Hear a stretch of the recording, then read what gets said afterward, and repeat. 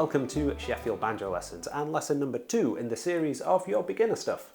We're going to be looking today at the forward-backward roll. Now the forward-backward roll is a super useful roll that we're going to get using, and you will carry this with you throughout your entire sort of banjo playing life. And the lesson is going to be split into 3 parts. One which is looking at the term roll, what does it mean? Number 2, how are the rolls used in bluegrass music and on the banjo? And number 3 is going to be the forward-backward roll itself. So let's get started. So, what is a roll? Okay, we may have heard the term before, and it kind of conjures up this, again, with the name, roll, so a continued sort of motion sort of thing. Well, that's kind of on the way to it as well. On banjo, a roll is generally going to be a sequence or a pattern of notes, and there's loads of different types of rolls, and they've all got names either by the person that kind of loosely created them, or the theme of the, like whether the pitch goes up or switches around and stuff like that. Now, I always think your best bet is to get 3 rolls in your hand, and then you've got 3 patterns that you can use, and these next few lessons are going to do that for you as well. How do we use them on banjo then? So the banjo rolls are going to be used in a few different ways. So for us right now, we're going to build out the stable sort of playing, the fundamentals, the foundations of our playing with them. It's going to help us build our timing and our even tone that we're going to be playing. And what we can use those for then is we can use those to accompany other musicians. We can use it as our backup to them whilst they may be playing the lead part, or if we're not quite ready for something like that yet.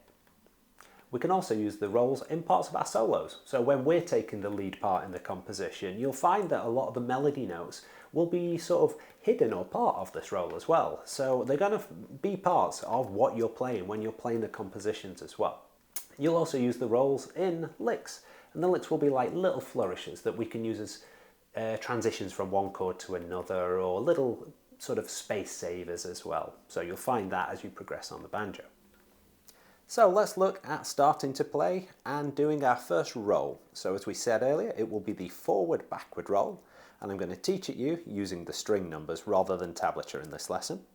So the way the strings are going to be numbered is the one lowest closest to your lap is string 1, and then it's 2, 3, 4 and 5 as it gets closer. 2 ways that you can try and remember this is the 5th string is your high note and has the tuning peg that starts at the 5th fret. So if you remember that that's your 5th string, you'll always be able to then number them from there. The other way that I like to think about it is if you had a book in your hand and you were to lay it down, your bullet points, if you were reading, would be 1, 2, 3, 4 and 5. So that's 2 different ways that you can think about the strings. So now let's do the roll. So we looked at our right hand position, so take a moment and just make sure you settle into position with your right hand. Make sure you've got that grip the way you want, and you're just going to ease off slightly. And the roll we're going to do is going to be the forward part of the forward-backward roll, and that's going to be in 4 notes.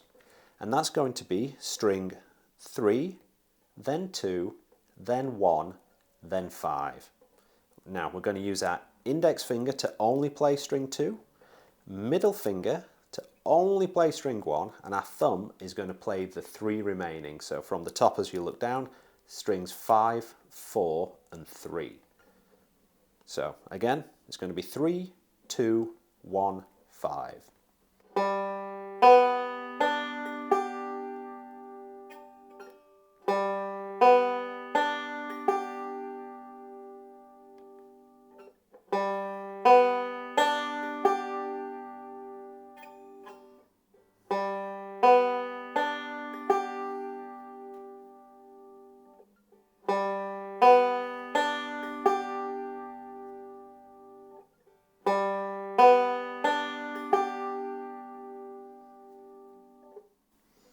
Perfect. So the way that you want to practice that then is by just counting 1, 2, 3, 4 and listen out for a really even timing and really even tone of your notes so that one's not too loud compared to the others. Now let's look at the backward part of the forward-backward roll. So this is going to be the last 4 notes of the roll that we're going to be doing. Now the backward part is going to kind of come back down a little bit in pitch. So the forward part went up in pitch and the notes got higher. The backward roll kind of comes down but then kicks up at the end. And the string numbers for that are going to be 1, 2, 3, 1. Okay, so that's going to be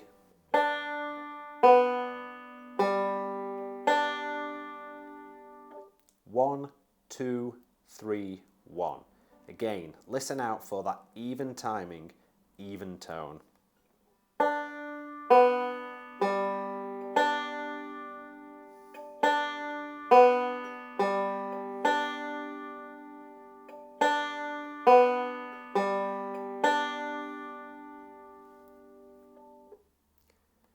Perfect. So we have the forward component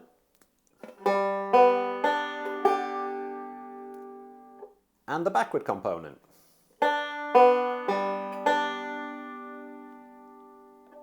So now let's put the two together to give us the forward-backward roll.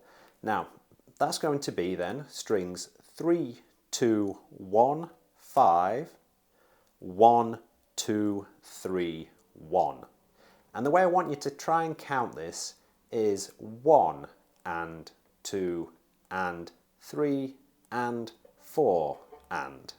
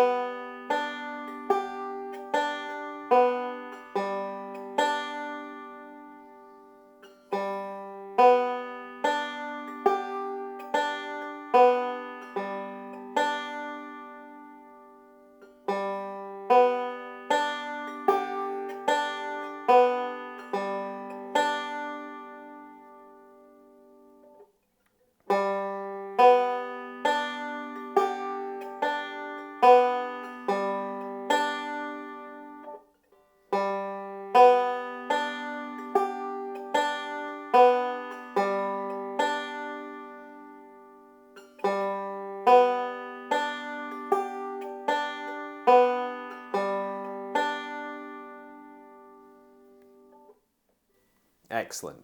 So the best way to practice this is just rinse and repeat these. Listen out again, even timing, even tone, and then see if you can link these rolls together. So you'll be playing one into the other without any gap. So you'll have 1 and 2 and 3 and 4 and 1 and 2 and 3 and 4 and so on, and you'll build up that endurance in your playing too from that.